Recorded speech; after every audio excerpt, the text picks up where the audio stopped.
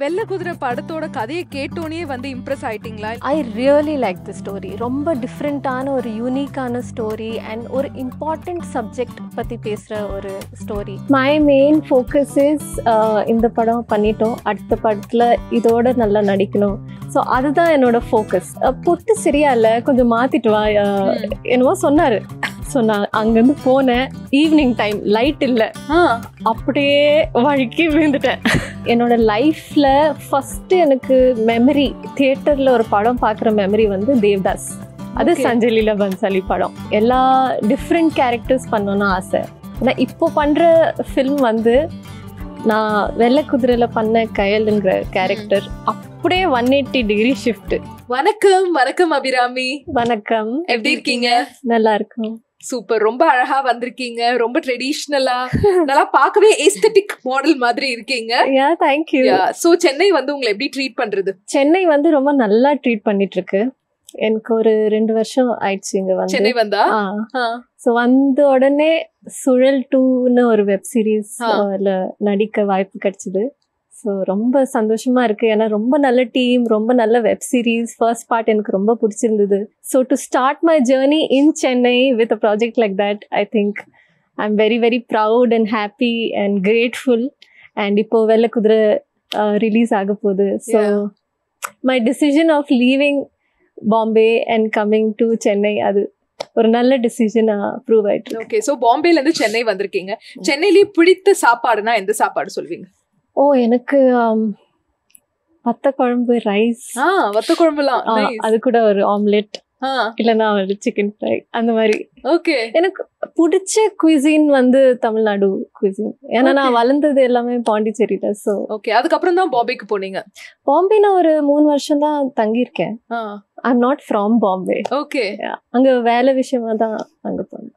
And வெள்ளை குதிரை படம் வந்துட்டு ரிலீஸ் ஆகாததுக்கு முன்னாடியே நிறைய அவார்ட் ஃபங்க்ஷன்ஸில் வந்துட்டு அவார்ட் வின் பண்ணியிருக்கு. ஸோ அதில் நடித்த அந்த லீட் கேரக்டரில் நடித்த ஆக்டர்ஸாக எந்த அளவுக்கு நீங்கள் ஹாப்பியாக இருக்கீங்க for this?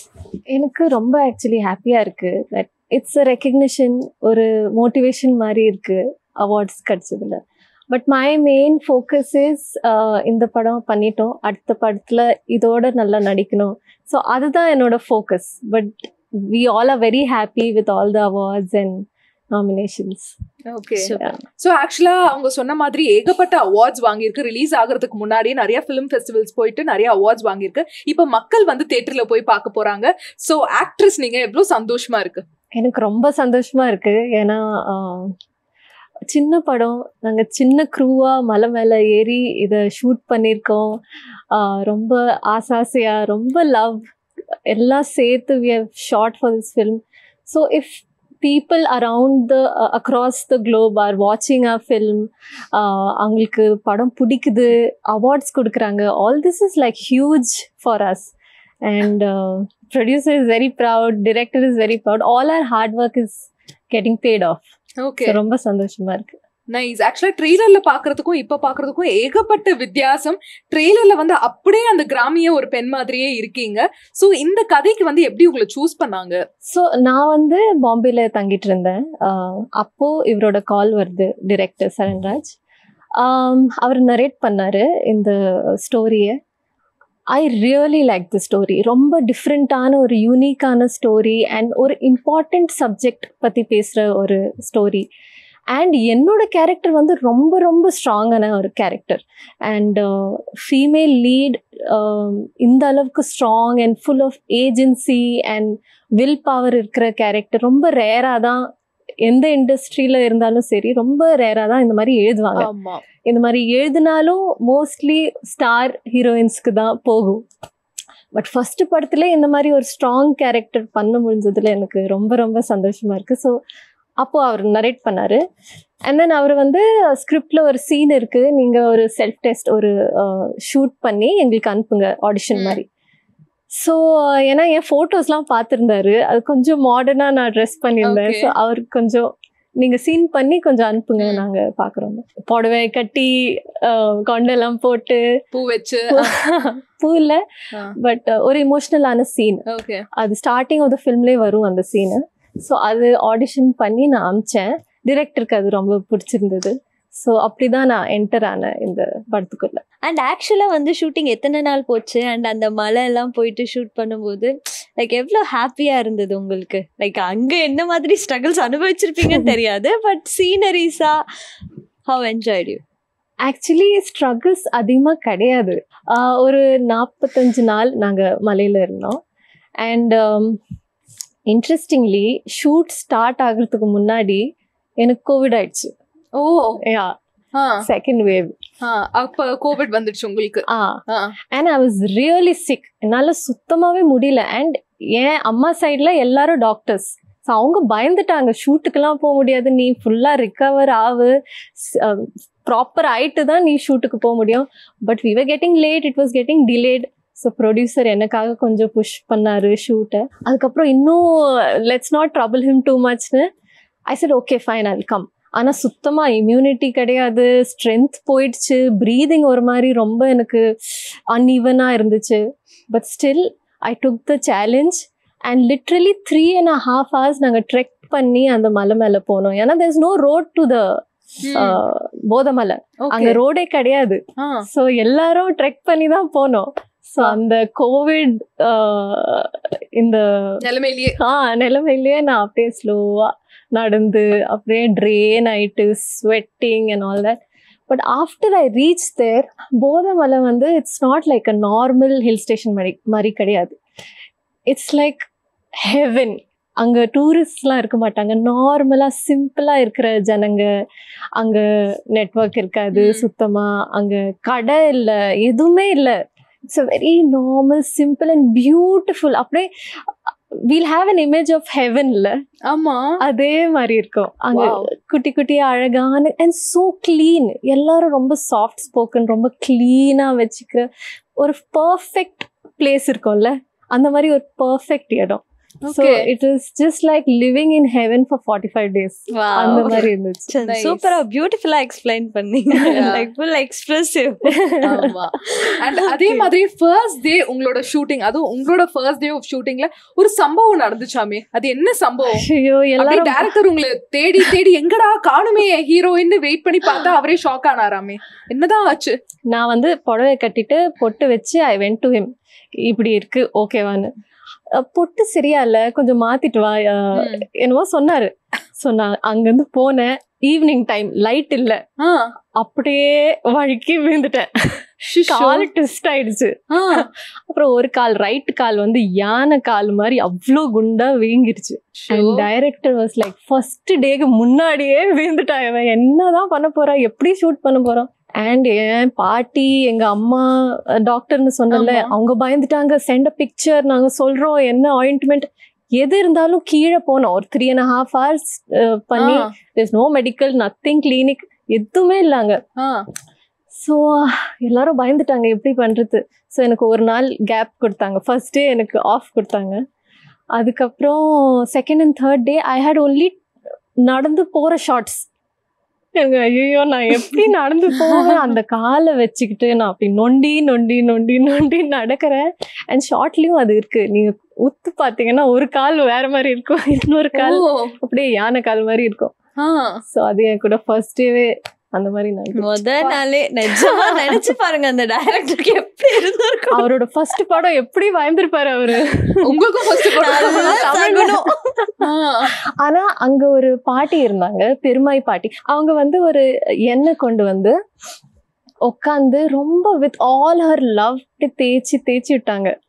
And next day அது மேஜிக் மாதிரி சரியாயிடுச்சு. I don't know, there's something about that place, everything is magical. There's something about பெருமாய் பாட்டி. Yeah, so அங்க இருக்கிற ஜனங்க and everything is, there's some magical element அப்படின்னு சொல்லலாம். அண்ட் வெள்ளை குதிரை படத்தோட கதையை கேட்டோனே வந்து இம்ப்ரெஸ் ஆயிட்டீங்களா, இல்ல நிறைய விஷயங்கள் யோசிச்சிங்களா, இந்த கதை எனக்கு ஆப்டா இருக்குமா அப்படிங்கிற தாட் ப்ராசஸ் எல்லாம் போச்சா? ஆக்சுவலி நான் ரொம்ப அதிகமா நான் யோசிக்க மாட்டேன். For me main is how's the story, படம் எதை பத்தி பேசுது, அதுதான் எனக்கு இம்பார்ட்டன்டான ஒரு விஷயம். செகண்ட் இஸ் என்னோட கேரக்டர், எந்த மாதிரி character, am I important to that story, நான் எதா ஒரு சேஞ்ச் கிரியேட் பண்றேன்னா, என்னால் எதா ப்ராக்ரஸ் நடக்குதா. without me will the film move, அந்த மாதிரி திங்ஸ் தான் நான் பார்ப்பேன். And every thing was like in the right place. இவ்வளோ நான் சொன்னேன்ல, இவ்வளோ ஸ்ட்ராங்கான ஒரு ஃபீமேல் கேரக்டர் பண்ண முடிஞ்சதுல ஐ வாஸ் லைக் ஃபர்ஸ்ட் படத்திலே to get an opportunity like that is rare. So it was a no-brainer honestly. And since I am from a film school, Film and Television Institute of India, the story is very important to us, and we don't actually அந்த லக்ஸரிலாம் ரொம்ப secondary எங்களுக்கு. So அவங்க சொன்னாங்க, ஃபஸ்ட்டே நான் சொல்லிடுறேன், அங்கே 45 நாள் மலை மேலே இருக்கணும், எந்த லக்ஸரியுமே இருக்காது, பண்ண முடியுமா? I said no problem. I just want to take up this challenge and I want to see what happens and I want to live as Kyle for these many days and I'll do it. அப்படின்னு சொன்னேன். But இந்த மாதிரி ஒரு story like இந்த மாதிரி ஒரு பிளேஸ்ல போய் ஷூட் பண்றது இதெல்லாமே ஒரு பியூட்டிஃபுல்லான திங். பட் இருந்தாலும் வந்துட்டு நீங்க சிட்டில நல்ல ஒரு வெல் செட்டில் எஜுகேட்டட் ஃபேமிலியில வளர்ந்துட்டு இப்ப திடீர்னு உங்களுக்கு கேரவேன் கிடையாது, உங்களுக்கு காஸ்டியூம் எல்லாம் வந்து இந்த ஓலை குடிசையில தான் நீங்க மாத்தணும், இப்படி எல்லாம் சொல்லும் போது உங்களுக்கு எப்படி இருந்தது? ஆனால் நான் சத்தியமாக சொல்லணும்னா வாட்டர் பியூரிஃபையரில் தண்ணி குடிக்கிறோம்ல, அதை விட கிளீனாக பியூராக இருந்துச்சு அங்கே இருக்கிற தண்ணி. தண்ணி, காற்று. எனக்கு சைனஸ் பிரச்சனை இருக்குது, ஆனால் ஒரு நாள் கூட நான் ஸ்னீஸ் பண்ணதில்லை, காஃப் பண்ணதில்லை, யாருமே சிக்காகலை செட்டில். அவ்வளோ பியூராக இருக்கும் அங்கே எல்லாமே. பட் நீங்கள் சொல்கிற மாதிரி யூஸ்வலாக ஷூட்ஸில் கேரவன் இருக்கும், ஒரு கம்ஃபர்ட் இருக்கும், லக்ஸரி கிடையாது அது, it's basic comfort. Especially for female actors வந்து நமக்கு ஒரு ரெஸ்ட் ரூம் இருக்கிறது, அதனால like caravan is a basic necessity. அதெல்லாம் இருக்காது, இந்த மாதிரி தான் இருக்கும் ஷூட்டு. நீங்கள் ஒரு ஹட்டில் தங்கணும், ஒரு கூரை வீட்டில் தங்கணும், அது கஷ்டமாக தான் இருந்துச்சு. ஆனால் எனக்கு எக்ஸைட்டிங்காக இருந்துச்சு இதெல்லாம். ஏன்னா இந்த மாதிரி எக்ஸ்பீரியன்ஸ் ரொம்ப நமக்கு கிடைக்காது. எல்லா படத்துலையுமே இந்த மாதிரி எக்ஸ்பீரியன்ஸ் நம்ம எதிர்பார்க்க முடியாது. ஒரு ஃபார்மலான ஒரு செட்டப் இருக்கும், போவோம், கேரவனில் ஏறுவோம், சீன் படிப்போம், போய் ஷூட் பண்ணுவோம், வீட்டுக்கு போயிடுவோம், அப்படிதான் இருக்கும் யூஸ்வலாக. பட் இது ரொம்ப ஒரு டிஃப்ரெண்ட்டான ஒரு எக்ஸ்பீரியன்ஸ், அது எப்பயுமே கிடைக்காது. ஸோ வந்தோன்னே நான் கிராப் பண்ணிக்கிட்டேன், இது நான் எக்ஸ்பீரியன்ஸ் பண்ணியே ஆகணும். அண்ட் நாங்க இன்னொரு விஷயமும் கேள்விப்பட்டோம், உங்களோட ஷூட்டிங் ஸ்பாட்ல ரெஸ்ட் ரூமே இல்லையாமே, டாய்லெட்டே இல்ல, சேஞ்சிங் ரூமும் எதுவும் இல்ல, அதனால டைரக்டரே வந்து டீமா டிசைட் பண்ணி 2 ரெஸ்ட் ரூம்ஸ் வந்து கன்ஸ்ட்ரக்ட் பண்ணாங்க. அது என்னதான் நடந்துச்சு? ரெஸ்ட் ரூம் இல்லாம எப்படி மேனேஜ் பண்ணீங்க ஸ்டார்டிங்ல? ஸோ நாங்கள் ஏறதுக்கு முன்னாடியே அவங்க 2 ரெஸ்ட் ரூம் கன்ஸ்ட்ரக்ட் பண்ணாங்க ஷூட்டுக்காகவே. ஸோ ஒரு rest room men's rest room and ஒரு rest room female rest room. So நாங்கள் ஒரு 6 பெண்கள் தான் இருந்தோம் ஷூட்டில். ஸோ எனக்கு அதில் பிரச்சனையே இல்லை, பிகாஸ் நமக்கு ஒரு கிளீனான ஒரு வாஷ்ரூம் கிடைச்சா போதும், நமக்கு ரொம்ப லக்ஸூரியஸாலாம் வேணாம். ஆனால் நான் சொல்ல விரும்புகிறேன், டைரக்டர் வந்து கன்ஸ்ட்ரக்ட் பண்ணாரு, ஆனால் அவரே தான் கிளீனும் பண்ணிட்டு இருந்தாரு அந்த 2 பாத்ரூமையும். ஸோ அந்த அளவுக்கு எல்லாரும் இறங்கி ஒர்க் பண்ணாங்க. ஏன்னா கிளென்லினஸ் ரொம்ப ரொம்ப இம்பார்ட்டண்ட், ஒரு ஹைஜீன், எஸ்பெஷலி ஒரு உமனுக்கு. ஸோ அவங்க இனிஷியேட்டிவ் எடுத்து இந்த மாதிரிலாம் பண்ணாங்க. So it's really nice of the team. Super nice. So வந்து பயங்கர டெடிகேட்டடா மொத்த டீமும் ஒர்க் பண்ணிருக்கீங்க. அப்படியே உங்களோட கோ-ஸ்டார் அவரை பத்தியும் சொல்லுங்க, அவரோட எப்படி அந்த கெமிஸ்ட்ரி வொர்க் அவுட் ஆச்சு? என் co-star is the producer Harishori. அவர் ப்ரொடியூசர், ஹீரோ, ரெண்டுமே எப்படி மேனேஜ் பண்ணாரு தெரியல. ஆனா நடிக்கும் போது நல்லா நடிச்சாரு. என் கூட ரொம்ப சப்போர்ட்டிவான ஒரு கோ ஆக்டர் அவரு. எதுவுமே சொல்லிக்க மாட்டாரு, நோ அன்னெசரி ஜோக்ஸ்லாம் எதுவுமே கிடையாது. சீனுக்கு என்ன தேவையோ அவங்க வந்து அது செய்வாங்க, சப்போர்ட் பண்ணுவாங்க. கட் சொன்ன உடனே ஃபோன் எடுப்பாரு, 10 பேர் கால் பண்ணுவாரு, ஆர்கனைஸ் பண்ணுவாரு, கோஆர்டினேட் பண்ணுவாரு. இந்த 2 ரோல்ஸ் பிளே பண்ணோம்ல, அது ரொம்ப ரொம்ப கஷ்டம் ஒரு ப்ரொடியூசர் அண்ட் ஆக்டரா இருக்குது. ஆனா அவர் எப்படி பண்ணாருன்னு தெரியல. ஆனா நீங்க படத்தை பாத்தீங்கன்னா அவங்க ரொம்ப நல்லா நடிச்சிருக்காங்க. So he successfully done both together. So இந்த படத்துல வந்துட்டு நிறைய சீன்ஸ் ரொம்ப நல்லா இருந்திருக்கும், சேலஞ்சிங்கா இருக்கும். பட் ஆனா பர்ஃபெக்டா உங்களுக்கு பர்டிகுலரா உங்களுக்கு வந்துட்டு இது ரொம்ப டஃப்பா இருக்குப்பா, எப்பதான் இந்த முடிச்சுட்டு நம்ம பேக்கப் ஆகி போய் நம்ம ரூம்ல தூங்குவோமோ அப்படின்ட்டு எந்த சீன் ஃபீல் கொடுத்தது? இந்த ஏறி இறங்குற சீன்ஸ் எல்லாம் இருந்துச்சுல்ல, அதுவும் அந்த மாதிரி ஒரு வீங்கின காலில் வச்சுட்டு அது கஷ்டமா இருந்துச்சு. அதுக்கப்புறம் அங்க என்னன்னா நைட் ரொம்ப குளிரும், எனக்கு அப்படியே நான் செத்துட்டேன், அவ்வளோ குளிரும் எனக்கு. நான் ஹட்ல இருந்து அப்படியே உள்ள பூந்து வரும் காத்து அண்ட் ஃப்ளோருக்குள்ள இருந்து it will go inside my body, அந்த அளவுக்கு குளிரும். பட் அப்படியே ஆப்போசிட்டா மத்தியானம் அந்த அளவுக்கு வெயில். அண்ட் நாங்க டாப் ஆஃப் த ஹில்ல ஷூட் பண்ணிட்டு இருக்கும் போது அப்படியே ஸ்காட்சிங் ஹீட். அண்ட் ஏதோ கொடை கிட்ட எதுவுமே வைக்க முடியாது, அப்படியே தான் நடிக்கணும். By the end of the ஷூட்ல நான் ஸ்கின் பர்ன் ஆயிடுச்சு. எனக்கு லிட்ரலி என் பிளவுஸ் இவ்வளோ இருந்துச்சு, ஒரே ஒரு சீன்ல எனக்கு பிளவுஸ் இது வரைக்கும் இருந்துச்சு. ஸோ நான் ஷூட் முடிச்சுட்டு வீட்டுக்கு போனப்போ இங்க ஒரு கலர், இங்க ஒரு கலர், இங்க ஒரு colour, 3 different colour. It was so like full skin எனக்கு பர்ன் ஆயிடுச்சு. ஏன்னா டாப் ஆஃப் த ஹில்ல பண்றோம்ல, ஸோ அதெல்லாம் கொஞ்சம் கஷ்டமா இருந்துச்சு. But I think everything is worth it. அந்த கதை நல்லா இருந்துச்சுன்னா அதுக்கு எது வேணாலும் பண்ணலாம். ஓகே. அண்ட் நீங்க வந்துட்டு மலையாளி அப்படின்ற மாதிரி நாங்க கேள்விப்பட்டோம். பட் இடையில வந்து பேசும்போது நான் மும்பைல தங்கி இருந்தேன் அப்படின்னு சொல்லிட்டு ஒரு வார்த்தை வந்தது. ஆக்சுவலி யார் நீங்க, எங்க இருந்து வந்திருக்கீங்க, நீங்க எந்த லாங்குவேஜ், தமிழா, தெலுங்குவா, மலையாளமா? ஸோ நிறைய கல்ச்சர்ஸ் மிக்ஸ் ஆயிருக்கு என் பர்சனாலிட்டியில. எங்க அப்பா வந்து மலையாளி, எங்க அம்மா மகாராஷ்டிரன். ஓகே. நான் வளர்ந்தது எல்லாமே பாண்டிச்சேரி. ஓகே. நான் கொஞ்சம் வருஷம் போபால்ல இருந்தேன், ஏன்னா அது எங்க அம்மாவோட ஊரு. ஸோ ஹிந்தி, தமிழ், மலையாளம், மராட்டி இந்த 4 கல்ச்சர்ஸுமே சேர்ந்து இருக்கிற ஒரு பர்சனாலிட்டி தான். எந்தெந்த லாங்குவேஜ் உங்களுக்கு தெரியும்? நல்லா நான் பேசுவேன்ப்பா. English, Hindi and 3rd Tamil. Okay. Malayalam, Marathi நல்லா புரியும், பேச ட்ரை பண்ணுவேன். கொஞ்சம் கொஞ்சம் வரையும் மேனேஜ் பண்ணிக்கலாம். என்ன படிச்சிருக்கீங்க நீங்க? நான் வந்து ஸ்கூலிங் பாண்டிச்சேரியில முடிச்சுட்டு பெங்களூர் போனேன். கிரைஸ்ட் யூனிவர்சிட்டியில படித்தேன். BA in Performing Arts, Psychology and English Literature. Cultures மாதிரி 3 சப்ஜெக்ட்ஸ். இது எப்படி தனித்தனி டிகிரியா இல்ல triple major? Triple major. Okay. So அது முடிச்சுட்டு அதுக்கப்புறம் பூனேல film and television institute of India இருக்கு, அதில் 2 வருஷம் ஆக்டிங் படித்தேன். 2017-19 பேட்ச். அதை முடிச்சுட்டு தென் பாம்பே போனேன், கொஞ்சம் வருஷம் அங்கே ஒர்க் பண்ணேன், அங்கேருந்து இங்கே வந்துட்டேன். ஸோ கரெக்டாக இந்த கோர்ஸ் வந்து எடுத்து எல்லாமே படித்து ஒரு ஆக்ட்ரஸ் ஆகியிருக்கீங்க. நீங்கள் ஃப்யூச்சரில் எந்த மாதிரியான ஆக்ட்ரஸாக நீங்கள் இருக்கணும்னு ஆசைப்படுறீங்க? ஸோ நான் வந்து டிஃப்ரெண்ட் கைண்ட்ஸ் ஆஃப் ரோல்ஸ் பண்ணணும் அண்ட் ஒர்க் பண்ணிகிட்டே இருக்கணும், நல்ல ப்ராஜெக்ட்ஸோட பார்ட்டாக இருக்கணும். And till the point I want to keep working, I want to work till then. நிறைய வருஷம் அந்த மாதிரி ஒரு ஷெல்ஃப் லைஃப் இல்லாமல் பண்ணிகிட்டே இருக்கணும். ஊர்வஷி மேம் இல்ல ஷபானா அஸ்மி மாதிரி ஒரு 50 years கரியர் இருக்கு அவங்களுக்கு.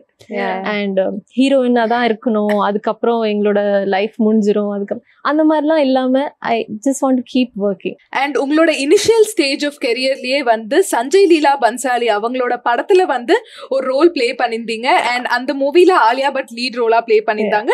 உங்களோட ஸ்டார்டிங் ஸ்டேஜ்லயே வந்து அவரோட படத்துல வந்து நடிக்கிறதுக்கான சான்ஸ் எப்படி கிடைச்சது? And the movie is Gangubai Kathiawadi. So அது வந்து நீங்க நம்ப மாட்டீங்க, என்னோட லைஃப்ல ஃபர்ஸ்ட் எனக்கு மெமரி தியேட்டர்ல ஒரு படம் பார்க்குற மெமரி வந்து தேவ்தாஸ். அது சஞ்சய் லீலா பன்சாலி படம். அண்ட் எனக்கு அவர் ரொம்ப பிடிக்கும் சின்ன வயசுல இருந்து. ஏன்னா அவரு எங்க அப்பா வந்து கிளாசிக்கல் மியூசிக் ப்ரொஃபஸர், எங்க அம்மா Kathak dancer and dentist. So ஒரு ஃபேமிலி ஆஃப் இந்த மாதிரி ஆர்ட் அண்ட் கல்ச்சர்ல இருந்து வரும்போது அவரு வந்து அவர் படத்துல இந்த மாதிரி டான்ஸ் அண்ட் மியூசிக் ரொம்ப கிராண்டா காட்டும் போது ஒரு பெரிய ஃபேனா இருந்தேன் நான்.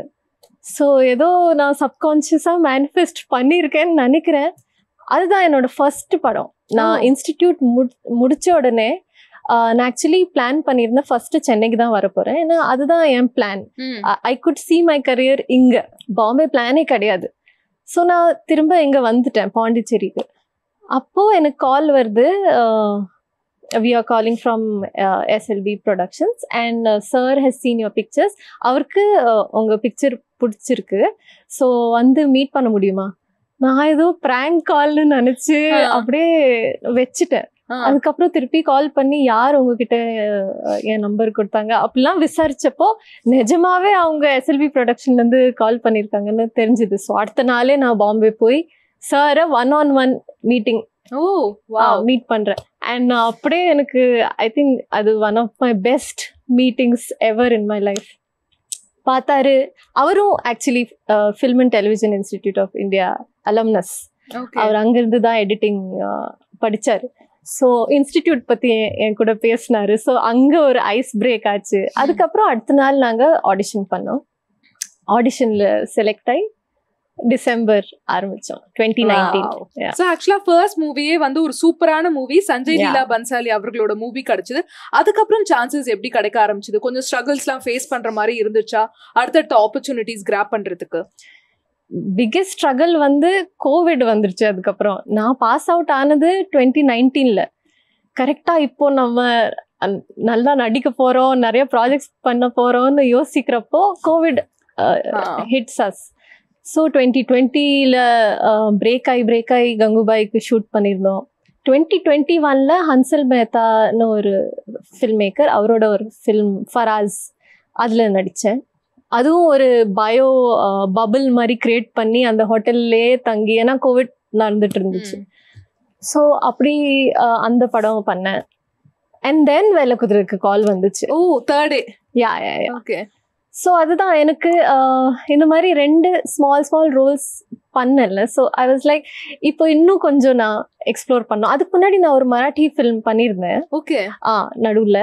ஸோ அது லீடாக தான் பண்ணேன். அதில் நான் தான் ஐ மீன் ப்ரொட்டாகனிஸ்ட். ஓகே. ஸோ அதில் ஒரு எக்ஸ்பீரியன்ஸ் இருந்துச்சுல, ஃபுல் படமே நீங்கள் ட்ராவல் பண்ணுறீங்க, நீங்கள் தான் ஷோல்டரில் தூக்கி அந்த படத்தை கொண்டு போறீங்க. ஸோ அந்த எக்ஸ்பீரியன்ஸ் வந்து ஐ was really missing. I wanted to, எனக்கு ஒரு ப்ராமினென்ட்டான ரோல், ஒரு மீட்டியான ஒரு கேரக்டர் பண்ணணும்னு எனக்கு ஆசையா இருந்துச்சு. அப்போதான் வெள்ளக்குதிரைக்கு கால் வந்தது.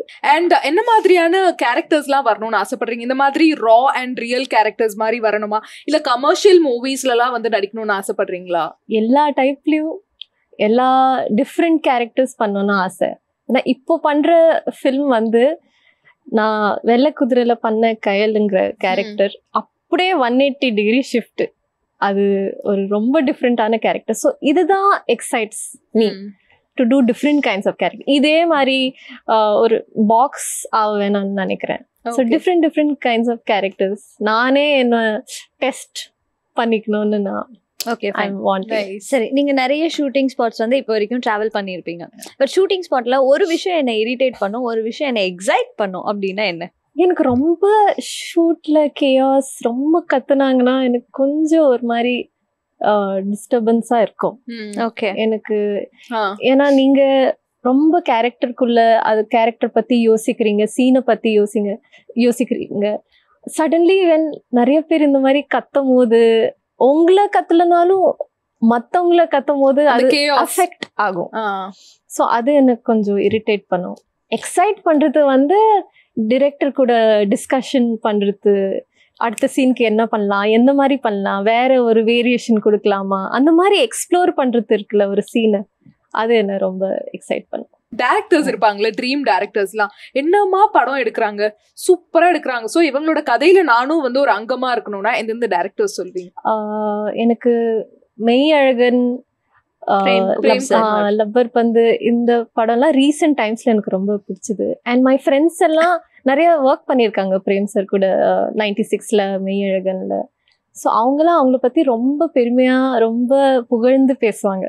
ஸோ எனக்கு இந்த மாதிரி ஹியூமன் பீயிங்கா ஒரு டிரெக்டர் நல்லா இருக்கிறாங்கன்னா அது ஒரு ஆடட் போனஸ் மாதிரி. எனக்கு ரொம்ப அது எக்ஸைட் அண்ட் அது I go towards that more.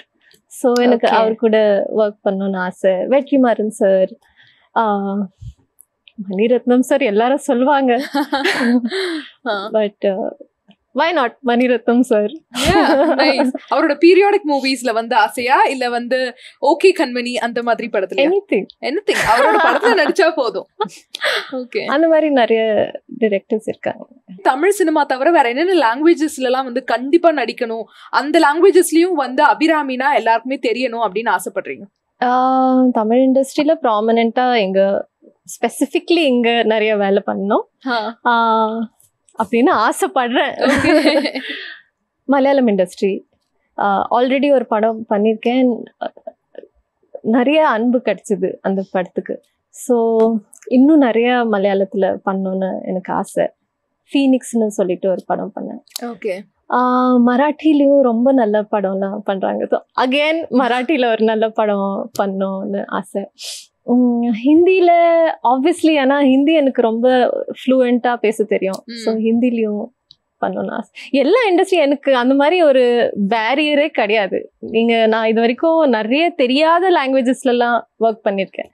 So language is not like a barrier. And அதே மாதிரி இப்ப வெள்ளக்குதிரை மூவி ரிலீஸ் ஆகுறதுனால நான் கேக்குறேன், என்ன மாதிரி விஷயங்கள்லாம் இந்த கதையில வந்து எதிர்பார்க்கலாம், ஆடியன்ஸ் வந்து தியேட்டர் போய் ஏன் பார்க்கணும்னு சொல்லுங்க. ஸோ இந்த கதை வந்து ஒரு யூனிக்கான ஸ்டோரி, ஒரு ஃப்ரெஷ் அப்ரோச், அண்ட் இதோட வேர்ல்ட் பில்டிங் இருக்குல்ல, அது ரொம்ப இது வரைக்கும் பார்க்காத ஒரு வேர்ல்டு பில்டிங். அண்ட் ஒரு மார்ஜினலைஸ்ட் கம்யூனிட்டி, அங்கே மலை மேலே இருக்கிற ஒரு கம்யூனிட்டி, அவங்களோட ஹார்ட்ஷிப்ஸ், அவங்களோட ஒரு ரெசிலியன்ஸ், அதை பற்றி பேசுது. அண்ட் ரொம்ப ஸ்ட்ராங்கான ஒரு ஃபீமேல் கேரக்டர், அவங்க ஒரு லீடர், அது ரொம்ப ரேர். நான் திருப்பி சொல்கிறேன், ஆனால் நிஜமாவே இந்த மாதிரி கேரக்டர்ஸ் எழுத மாட்டாங்க யூஸ்வலி. ஸோ இது எல்லாம் இருக்குது இந்த படத்தில், அண்ட் எல்லாருக்கும் பிடிக்கும்னு நம்புறேன். சரி, எனக்கு ஷூட்டிங் ஸ்பாட்ல இந்த விஷயம் ரொம்ப பிடிக்கும் அப்படின்னா என்ன சொல்லுவீங்க? எனக்கு அந்த எக்ஸ்பீரியன்ஸே, நான் காலையில ஏஞ்ச உடனே தனியா போய் உக்காந்துருவேன், சன்ரைஸ் பார்ப்பேன். எவ்வளோ அழகா தெரியும் தெரியுமா? நம்ம சிட்டில இருக்கிறோம், ஒண்ணுமே தெரியாது, பில்டிங்ஸாவே எல்லா இடத்துலயும் தெரியும். பட் அங்க போய் உக்காந்து such a beautiful sunrise, evening shoot முடிஞ்ச உடனே சன்செட் பார்ப்பேன். அது ஒரு ட்ரீம் வேர்ல்டு மாதிரி இருந்துச்சுங்க. It was really beautiful. And சரி, உங்களோட ஒரு ஃபேவரட்டான ஃபுட் அப்படின்னா என்னங்க? அதுவும் மெயினா அங்க மலை வாழ் மக்கள் வந்து உங்களுக்காக என்ன பண்ணி கொடுத்தாங்க, அங்க இருக்கிற அவங்களோட ரெசிபீஸ்ல? நான் ஒன்று சொல்றேன், எனக்கு இப்போதான் ஞாபகம் வந்துச்சு. ஒரு சீன்ல நான் ஒரு சின்ன பையனுக்கு ஊட்டி விடுறேன் ரைஸ்ல ஒரு தக்காளி தொக்கு மாதிரி. அப்போ அந்த பையன் வந்து நான் ஊட்டி விட்டுட்டு இருக்கேன், அவன் வந்து இது என்னது ஷெஸ்வான் சாஸ் மாதிரி இருக்குன்னு சொன்னான். அதை விட டேஸ்டியா இருக்குன்னு சொன்னான். நான் சாப்பிட்டு பார்த்தேன், நெக்ஸ்ட் லெவல், வேற லெவல் டேஸ்ட். அது எப்படி பண்றாங்க? நான் சென்னையிலயும் அந்த மாதிரி சாப்பாடு சாப்பிட்டது இல்லை, பாம்பேலயும் சாப்பிட்டது இல்லை. என்னமோ அங்க பியூரான வெஜிடபிள்ஸ் க்ரோ ஆகுது இல்ல, அதுல இருந்து அவங்க செய்யறாங்க, என்ன யூஸ் பண்றாங்க. இட் வாஸ் ஒரு ஷெஸ்வான் சாஸ் வீட்டிலேயே செஞ்சு ரைஸ் கூட சாப்பிடும்போது அது அந்த டேஸ்ட் இன்னும் இருக்கு என் வாயில. கேட்டீங்களா ரெசிபிலாம்? உங்கள்கிட்ட கேட்டுட்டீங்களா? மிஸ் பண்ணிட்டேன். இப்போ திருப்பி 4 மணி நேரம் ட்ரை பண்ணி போய் அவங்க கிட்ட கேட்க முடியாது. பட் அது இன்னும் அது மெமரியில இருக்கு. ஸோ சுத்தமான சாப்பாடு, சுத்தமான காத்து, தண்ணி, பாரடைஸ்ங்க. அது ஃபியூச்சர்ல வீடு வாங்கிடுவீங்க போலயே அங்க. நைஸ் ஐடியா, அது பண்ணணும் ஐ திங்க். ஓகே, சோ அதே மாதிரி இப்ப வந்து எல்லாருமே கமர்ஷியல் மூவிஸை நோக்கி ஓடிட்டு இருக்காங்க. ஒரு மசாலா இருக்கணும், ஒரு மசாலா கான்டென்ட் இருக்கணும், அண்ட் பயங்கரமா அந்த ஆக்ஷன் சீன்ஸ்லாம் இருக்கணும், டமால் டுமீல்னு வந்து அடிக்கிறது. ஆடியன்ஸ்லாம் அதை வந்து ரொம்ப என்ஜாய் பண்றாங்க. பட் அந்த டைம்ல இந்த மாதிரி ரா அண்ட் ரியல் மூவிஸ்லாம் வந்து ஆடியன்ஸ் எவ்வளோக்கு எவ்வளோ அக்செப்ட் பண்ணுவாங்கன்னு ஒரு கான்ஃபிடன்ஸ் உங்களுக்கு வருது? நீங்க சொன்ன ரீசன் தான் அதுக்கு பிளஸ் பாயிண்ட் நினைக்கிறேன். ஏன்னா இது எல்லாம் போயிட்டு இருக்கும்போது ஒரு டிஃப்ரெண்டான ஒரு கதை, ஒரு சிம்பிளிசிட்டி இருக்கிற ஒரு கதை, ஒரு இம்பார்ட்டன்டான டாபிக்கை பத்தி பேசுற ஒரு கதை. So I think breath of fresh air இருக்கலாம் ஆடியன்ஸஸ்க்கு. Thank you so much. இவ்வளோ நேரம் எங்கள் கூட டைம் ஸ்பெண்ட் பண்ணி ரொம்ப ஃபன்ஃபில்டாக இந்த இன்டர்வியூ போச்சு. ஆடியன்ஸும் என்ஜாய் பண்ணியிருப்பாங்கன்னு நினைக்கிறோம். ஸோ வெள்ளைக்குதிரை மாதிரி உங்களோட அடுத்தடுத்த படங்கள் வெற்றி அடைய ஜெயா டிவி சார்பாக வாழ்த்துக்கள். நன்றி ஸோ மச். நன்றி.